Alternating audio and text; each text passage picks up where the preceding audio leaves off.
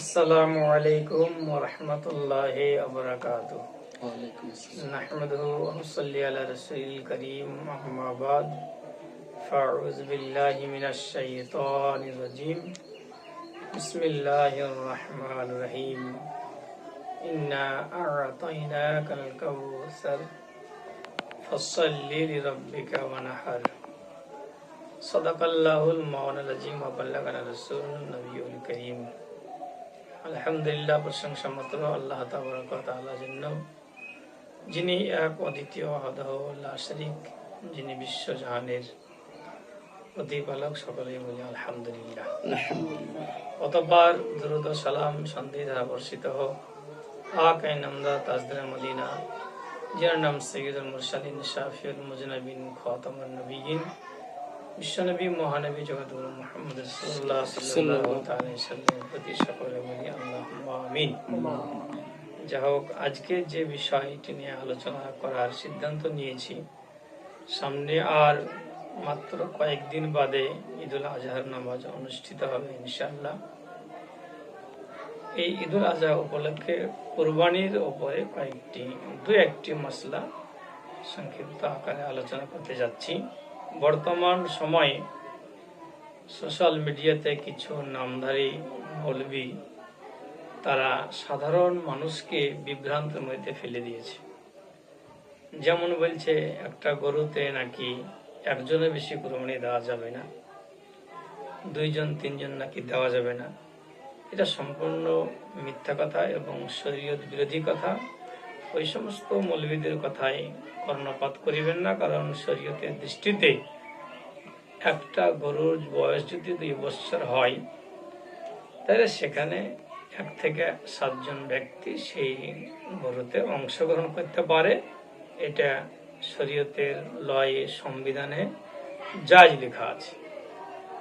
যেমন ফতোয়ায়ে মারকাজে তারবিয়াতে ইফতা 2য় খণ্ড 328 পৃষ্ঠার মধ্যে এই ফতোয়া সম্পর্কে বিস্তারিত আলোচনা করা আছে।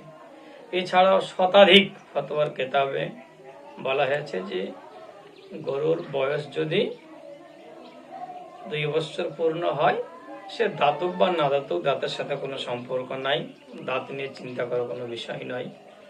সেখানে মানুষ 1 জন দিতে পারে, 2 জন দিতে পারে, 3 জন দিতে পারে, 4 জন দিতে পারে, 5 জন দিতে পারে, 6 জন দিতে পারে, 7 জনও দিতে পারে। এটা জায়েজ। আর একটা প্রশ্ন করছে, সেটা হচ্ছে মহিষ নাকি কুরবানি দেওয়া যাবে না। ওরা বলছে যে মহিষ কুরবানি দেওয়া যাবে না। তো এটাও মিথ্যা কথা, কারণ 1400 শতাব্দীর মহান মুজাদ্দিদ আলা হযরত ইমামে আহলে সুন্নাত ফাজিলে বেরেলভী আলাইহি রাহমাত ওয়া রিদওয়া, জিনার ফতোয়া সারা বিশ্বে চলে।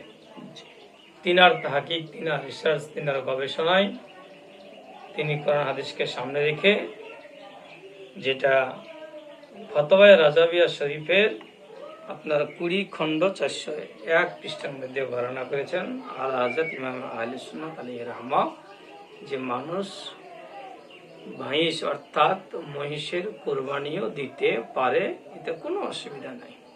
এটা হাদিস থেকে প্রমাণিত আছে। সুতরাং যেমন কি গরুতে 7 জন, 4 জন, 5 জন অংশগ্রহণ করতে পারে, ওইরকম একজন মহিষেও মানুষ অংশগ্রহণ করতে পারে, সেটা নর হোক বা মাদা হোক।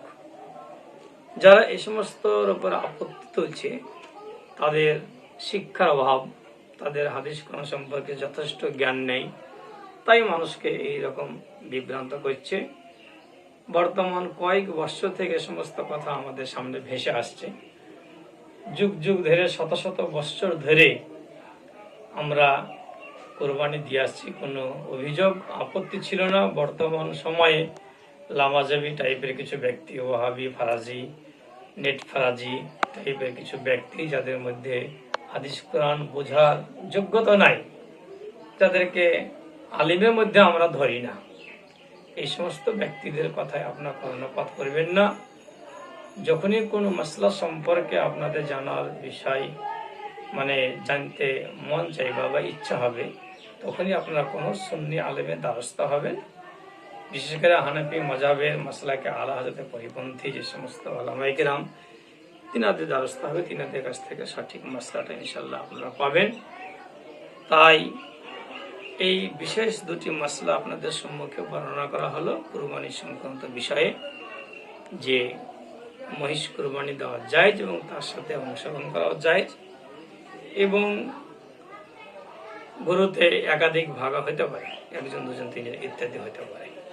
আরেকটা মশলা বলে দিই এখন ওইটার মধ্যে, সেটা হচ্ছে 6 জন ব্যক্তি মিলে একটা গরু নিয়েছে। 6 জন ব্যক্তি মিলে একটা গরু নিতে পারে। তারা সকলেই মিলে সিদ্ধান্ত নিয়েছে যে একটা অংশ, 7টা ভাগা যেহেতু করা যায় আছে, তাই একটা অংশ আমরা নবী পাকের নামে দেব সকলে মিলে। তাই 6 জন ব্যক্তি যদি একটা কুরবানির গরু খরিদ করে থাকে, তাহলে শেষে একটা ভাগা নাই পাকের নামে দিতে পারে, সেটা এখানে লেখা আছে। এই কিতাবটির নাম হচ্ছে ফতোয়া ফাজিল রসুল, 2য় খণ্ড 446 পৃষ্ঠার মধ্যে লেখা আছে যে হুজুর सल्लल्लाहु अलैहि वसल्लम के नाम पर कुर्बानी करे तो जायज है, সকলে করতে পারে। সকলে जिस तरह ये जायज है कि चांद मुसलमान शरीक होकर एक बकरा खरीदे और उसकी कुर्बानी सरकार वसल्लम के नाम या किसी दूसरे बुजुर्ग के नाम करे, कोई कबाहत नहीं। অর্থাৎ একজন ব্যক্তি 6 জন মিলে সিদ্ধান্ত নিয়ে একটা গরু খরিদ করার পরে একটা অংশ 7টা ভাগে যেহেতু জায়েজ আছে, রাসূল পাক সাল্লাল্লাহু আলাইহি ওয়াসাল্লামের নামে করবে, এতে কোনো অসুবিধা নেই, শরীয়তের তরফ থেকে কোনো বাধা বিঘ্ন নেই, খুবই ভালো কাজ করতে পারেন। আল্লাহ পাক রব্বুল আলামিন আমাদের সকলকেই আহলে সুন্নাত ওয়াল জামাত মোতাবেক চলার এবং আমল করার তৌফিক দিন। সকলে বলে আমিন। ওয়া আখির দাওয়ানা আলহামদুলিল্লাহি রাব্বিল আলামিন।